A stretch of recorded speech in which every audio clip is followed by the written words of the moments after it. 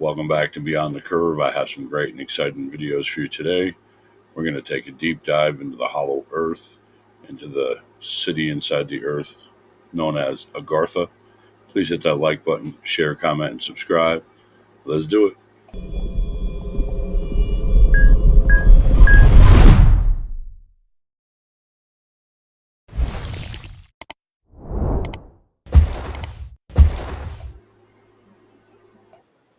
Agartha is said to lie deep within Earth.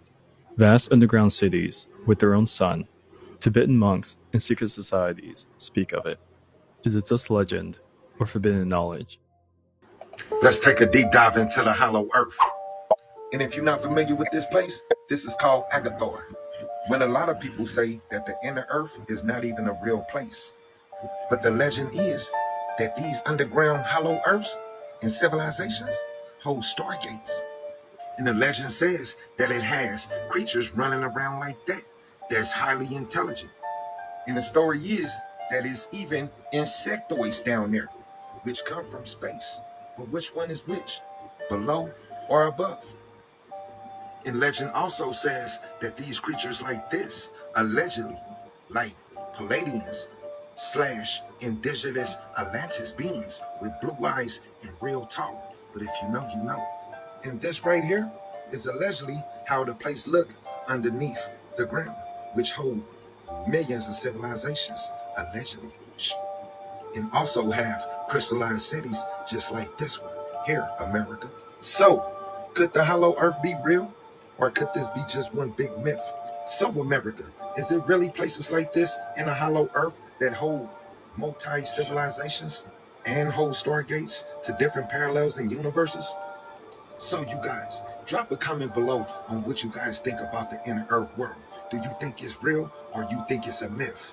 Shh, we.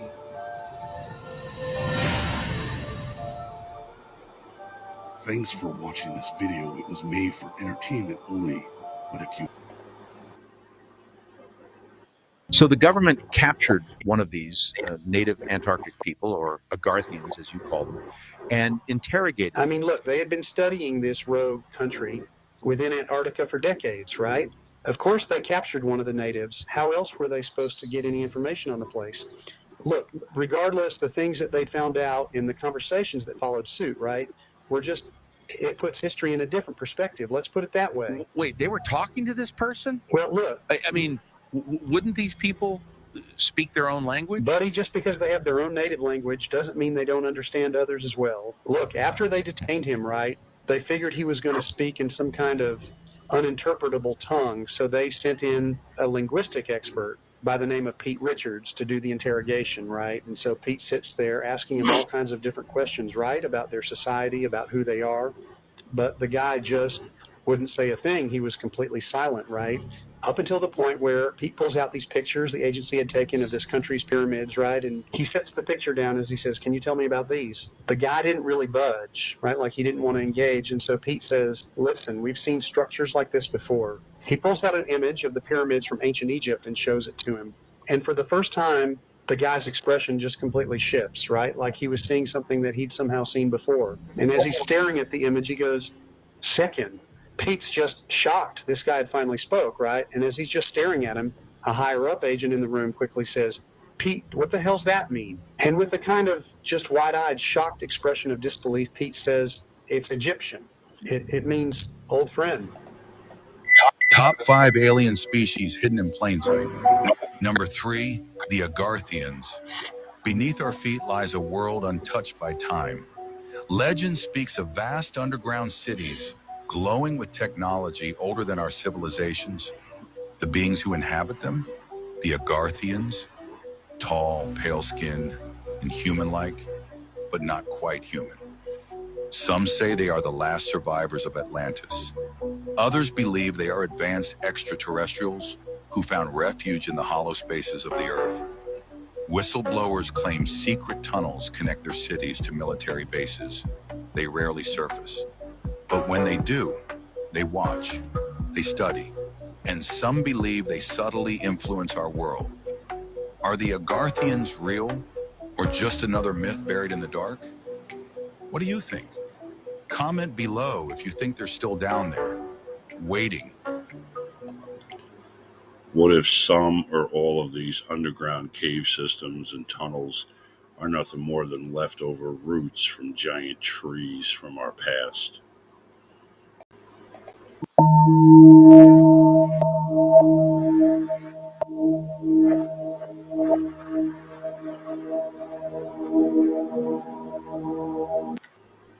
So you know that they just discovered a massive ocean beneath the Earth's crust, right?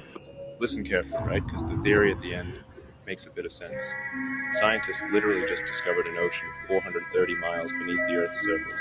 Basically, they went down 430 miles in the ocean and found an ocean inside the ocean. Does this mean the Agartha theory is real? The Agartha theory says that there is a legendary city residing in the Earth's core. Because think about it. How can you find another ocean inside the ocean? Everything you knew about the oceans is wrong. The scientists said that you could take all three of our oceans, Atlantic, Pacific, and the Indian, and put them together. And this new ocean is still 3 times bigger. This is what you're probably thinking. So they got to the bottom of the ocean, and then the water ended. But in reality, they find another ocean. This raises so many questions. How do you go 430 miles beneath the ocean? Does the water stop at some point? And if there is water beneath the oceans, could that mean there is land beneath the surface? Some people link this with the theory about the flood from the Bible, like where did all that water go? And what's all that crap they taught us in school about the center of the Earth being hot magma, like a volcano or something? They don't know. They make things up, or they do know, and they just lie. Also known as Agartha or Agarthi, is a legendary subterranean city or kingdom that is said to be located beneath the surface of the earth. According to some believers, it is a hidden realm inhabited by a highly advanced civilization, often described as a utopian society of spiritually and technologically advanced beings. The concept of Agartha has its roots in Hindu and Buddhist mythology, and has been linked to the belief in Shambhala, a mystical city in the Himalayas. Some modern proponents of Agartha claim that it is a real place, accessible through secret entrances located in various parts of the world. One of the most famous claims of discovering an entrance to Agartha was made by American explorer Admiral Richard E. Byrd. According to the story, Byrd claimed to have flown over the North Pole in 1947 and discovered an entrance to a subterranean world. He allegedly described the world he saw as a place of lush vegetation, large lakes, and a temperate climate. Admiral Richard E. Byrd was a highly decorated American naval officer and polar explorer who is best known for his expeditions to Antarctica in the 1920s and 1930s. Byrd was the first person to fly over the South Pole and made numerous other pioneering expeditions to the polar regions during his career. In 1947, Byrd made a controversial expedition known as Operation High Jump to Antarctica, where he allegedly discovered an entrance to Agartha. According to some accounts, during the expedition, Byrd and his crew allegedly discovered an entrance to a subterranean world within the Earth that was inhabited by a highly advanced civilization. According to proponents of the Hollow Earth theory, the interior of the Earth is populated by a variety of beings, including advanced civilizations, giants, and even aliens. Some versions of the theory suggest that the interior of the Earth is lit by a small sun or other light sources, while others suggest that the interior is a completely self-contained ecosystem. One of the claims made by some proponents of the Hollow Earth theory is that anomalous magnetic readings near the Earth's poles are evidence of the existence of a hollow interior. These magnetic anomalies have been known for many years and were first observed during the early exploration of the Arctic region in the 19th century. The magnetic anomalies near the poles refer to areas where the magnetic field is weaker or stronger than expected. Proponents of the Hollow Earth theory claim that these anomalies indicate the presence of openings or polar holes that lead to the interior of the Earth.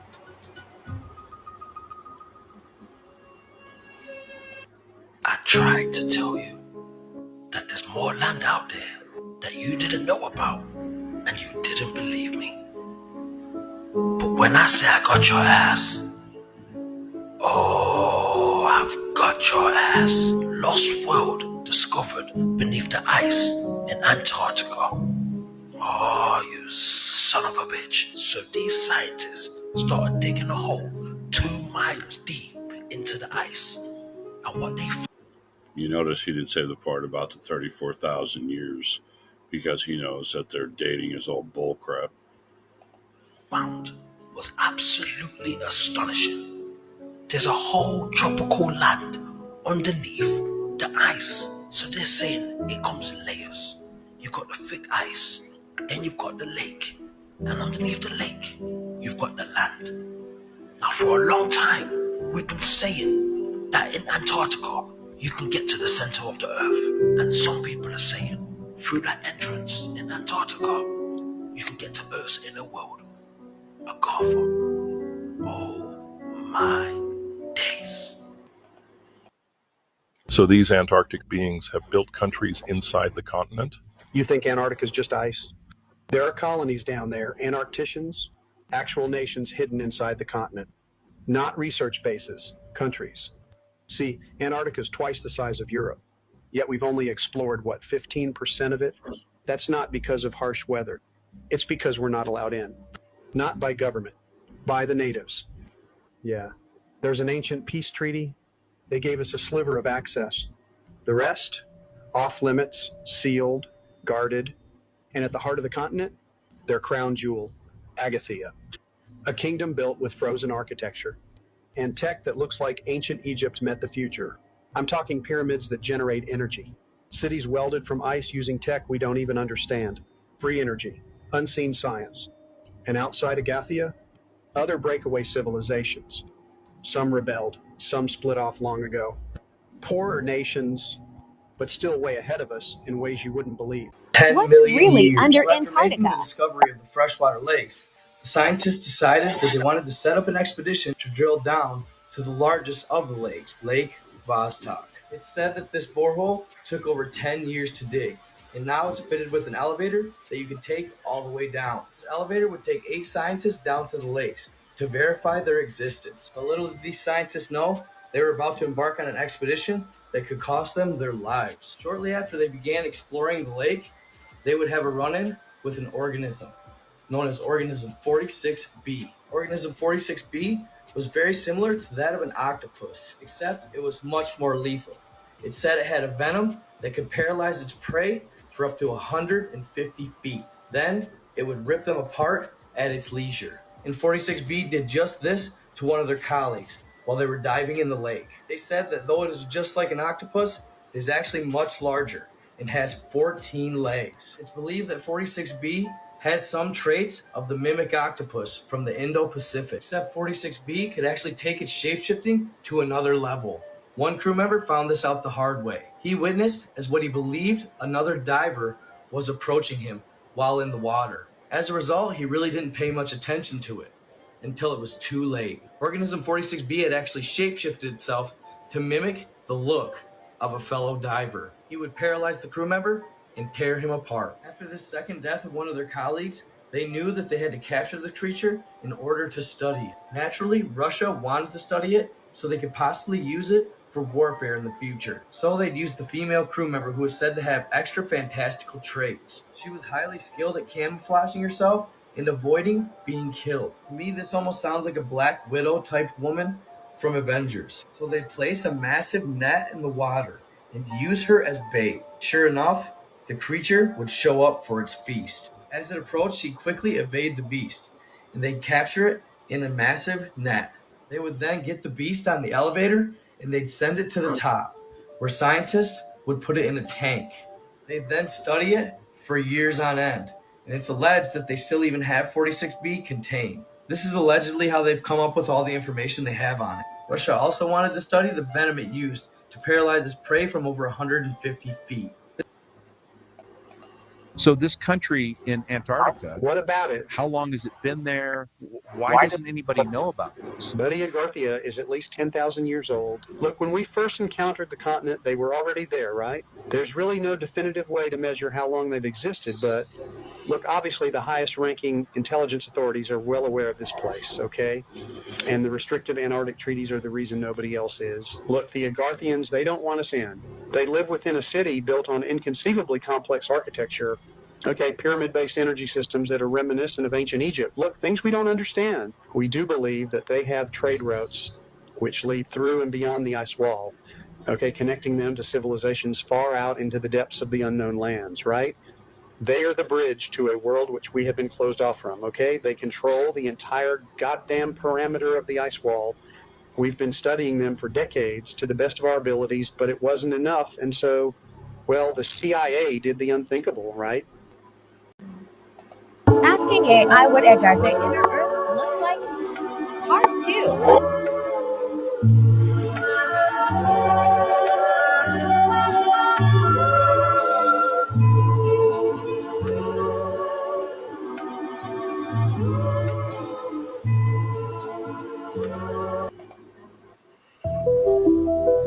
We've all seen the movie Avatar.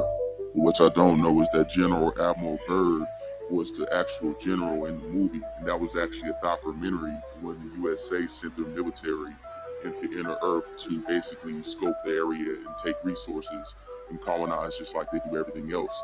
But what they didn't realize is that when they got down there, they seen that they was actually on the surface world, and we were actually living in inner Earth. So when you're actually looking at the sky dome and you're pointing up, it's actually down. That's the bottom of the fishbowl. And what happened was there's some alien species called the Anunnaki, which are like some fish-like species, came through the sea of the deep, right, and penetrated through our glass dome, and they colonized the whole bottom part of the earth, pretty much. World is where the Elohim still mainly reside. So this is where actually the real action is going down. But like I told you, the time difference is different there. For every 2 weeks, there will be, like I said, to equivalent to 58 years on Earth. So they had to. A lot of people disappeared, right? A lot of people are still coming back from that war. You understand? So some people went in 1960 and they just coming out of this war in 2025, 2024, and they realizing, man, basically they can't win the war. So this is why they need help from the Anunnaki to come here to basically help them basically colonize the last descendants of the ancient Atlantean Elohim. So as you look around and you see all the nations and this big push for peace and this ending this war, is because they all got to come together. Everybody has to come together because the black sun is getting ready to actually descend into this part of our portion of our district, and basically Elohim are going to be coming from this from inner Earth, what we perceive as inner Earth, coming out with their vast technology. And so this 2027 Anunnaki agenda, it could either be the Anunnaki actually coming to help them win the war, or it could be basically rising from the center of the earth because they can actually see them coming, right? Because to us, they're moving slower, right? So if the military is down there by the center of the earth and they're looking down and they see ships coming, to us it's going to be like years passing, because the time dilation is different, right?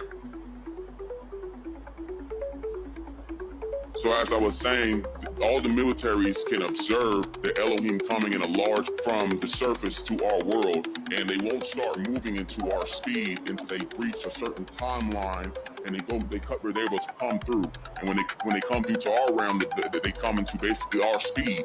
But right now, it's like they're moving slow because they're in the realm of the eternal. Time moves slower there. You don't age at all. Now that's a theory and a half. To think that the movie The Avatar is real, that's one thing. To think that every 2 weeks down there is 58 years up here, that's mind blowing. I'm not saying it's true. I'm not saying it's not true. Who knows?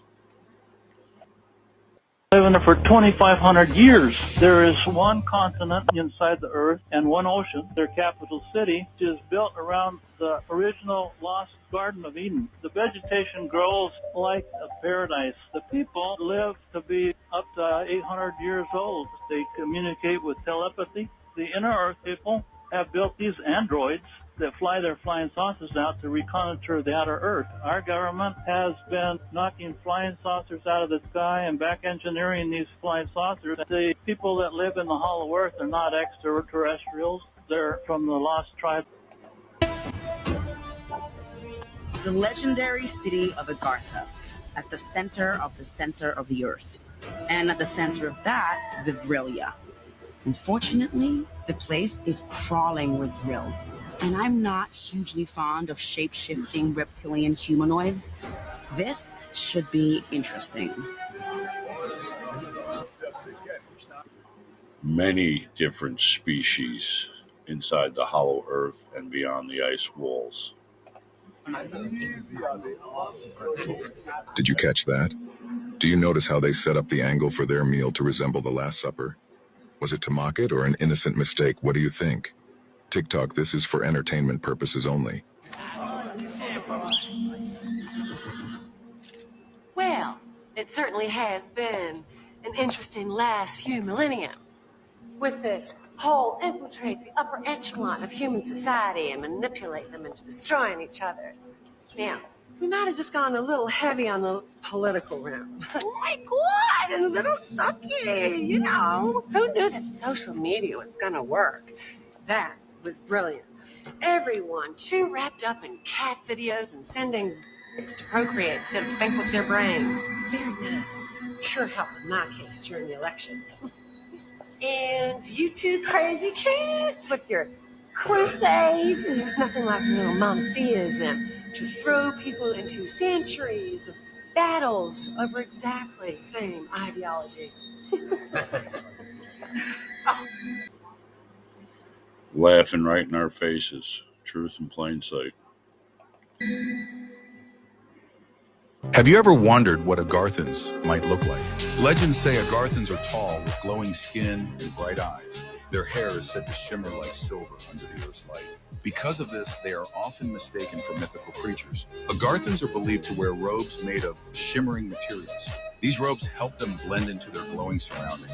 As a result, they move silently and gracefully through their world.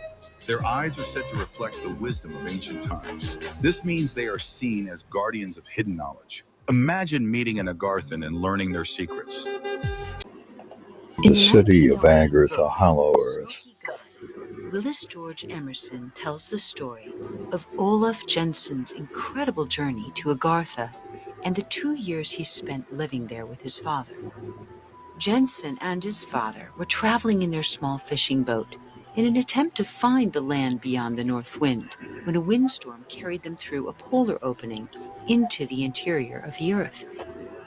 There, they met who he called the Elder Race, friendly, intelligent, lanky, 12-foot giants. He said later they were able to grow tall in this unique electrical energy field that was always there inside the earth, and that these giants were able to live up to 800 years. Jensen described the inner world as warm, where it rained once a day and was filled with highly charged electrical air. There's a density to the atmosphere, he said, and this is what he believes led to the immense vegetation there. The title of the book, Smoky God, refers to the inner world's glowing and smoky sun. Most interesting was his explanation of these fast, noiseless, flying objects on which he rode. He said they had revolving fan-like wheels which destroyed atmospheric pressure, or what he called gravitation, and this force prevented them from falling to one side or the other. After spending 2 years with these beings in Agartha, Olaf and his father attempted to return through the opening. On the journey home, however, his father lost his life when an iceberg destroyed their boat. Jensen was later rescued by some fishermen. But when he shared his incredible story, they placed him in a madhouse for the mentally insane, where, sadly, he remained for 28 years. Sadly, anybody that speaks truth is labeled insane. Just look at the last reset. Anybody who remembered what was here before or spoke any kind of truth was labeled as insane and thrown into an insane asylum. All you got to do is check the late 1700s to early the 1800s when the reset happened. We went from 50 insane asylums in the U.S. to 200 in a matter of 5-10 years, because anybody who could remember the past or what we were and told anybody, well, they made sure that anyone listening thought you were crazy. At that time, my rank was First Lieutenant Commander, Naval Special Operations. We were inbound the southeast coast of Antarctica. We were dispatched for, unofficially, was a research reconnaissance mission. Officially, it was to find a certain individual, obtain any information, and bring it back. What was the date? August 2003. According to Spartan 1, when he and his team reached their destination, they encountered a large octagonal structure protruding from the ice. Cautiously, they proceeded to enter it. At the very top of the first structure we entered, there was almost 18 feet poking from the ice. The rest of it was hidden under the ice. Each door was the same, anywhere from 18 feet thick to around 30 feet thick. And even though these doors were that thick and that heavy, you could take one finger and push them and they would open. There was no resistance whatsoever. The outside temperature was at least 40 degrees below zero. Once you stepped inside these structures, the temperature was an ambient 68 to 72 degrees. What about the ceilings, hallways, floors? It was lighted from the inside, but we could not find the source of light. It was a lime green in color. The walls were lined with what I call hieroglyphics, but nothing of hieroglyphics that I've ever seen in my life. Deep beneath our feet, a secret world exists, a hidden kingdom untouched by time. This is Agartha, a legendary realm said to reside within the earth itself.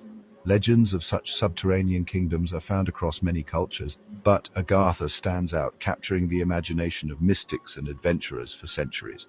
The concept of a hollow earth, containing hidden civilizations, has existed for centuries, but the name Agartha and its specific mythology emerged more recently. Agartha is often envisioned as a utopia, a place of advanced technology and spiritual wisdom.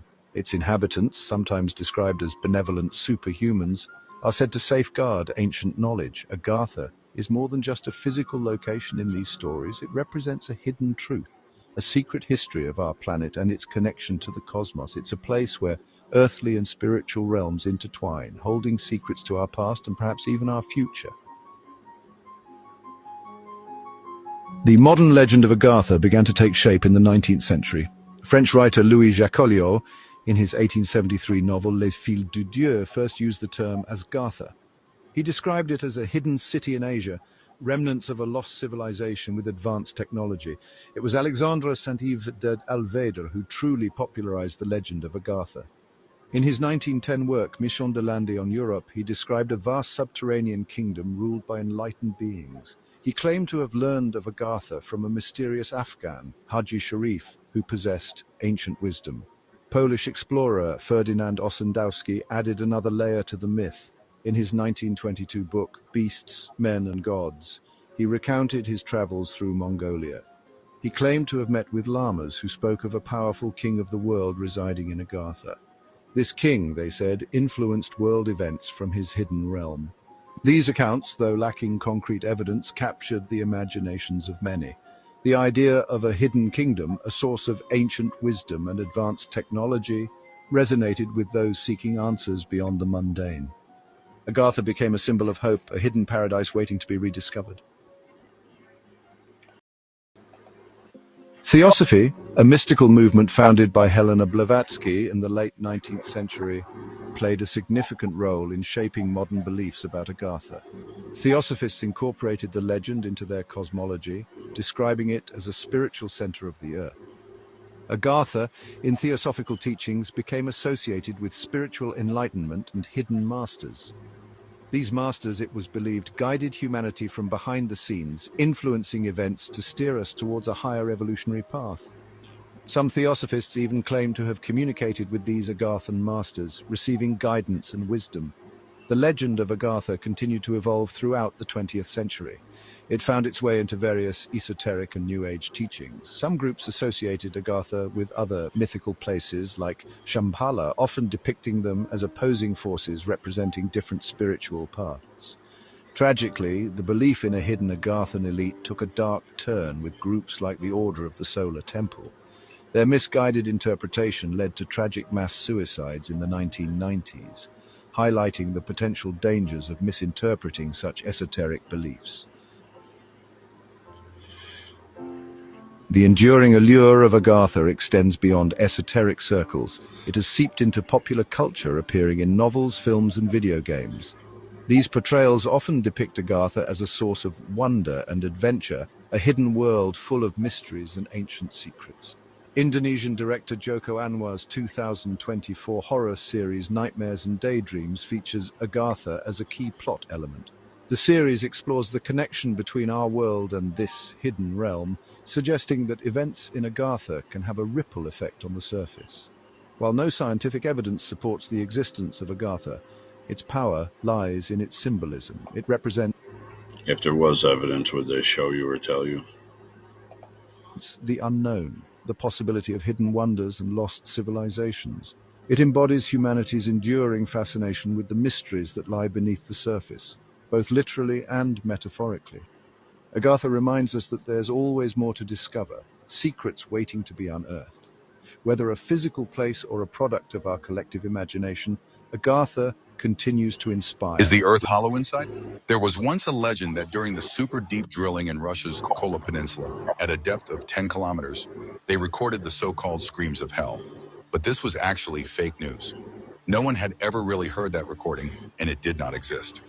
The first person in history to try to discuss the hollow Earth with some scientific basis was the British astronomer Halley in 1692. He believed the Earth's interior had a three-layer structure, each layer having its own independent magnetic poles, interacting to generate the overall magnetic field. Even this alone was already quite bold, but Halley further hypothesized that these poles were actually part of the crust made of some ferrous material, and his subsequent reasoning was even more fanciful than a novelist's imagination. He actually thought these crusts were not just structures, but spaces meant to allow creatures like underground rock mice and humans to make fires. Although by 1774, the real scientific reason for the variation in the magnetic field had been proposed and Halley's theory was refuted, the idea of a hollow Earth did not disappear. The great mathematician Euler was also often associated with this theory. Some sources, especially books discussing the hollow Earth, even wrote that Euler supported this theory, hypothesizing there was an inner sun, intelligent life, and even two polar openings leading inside.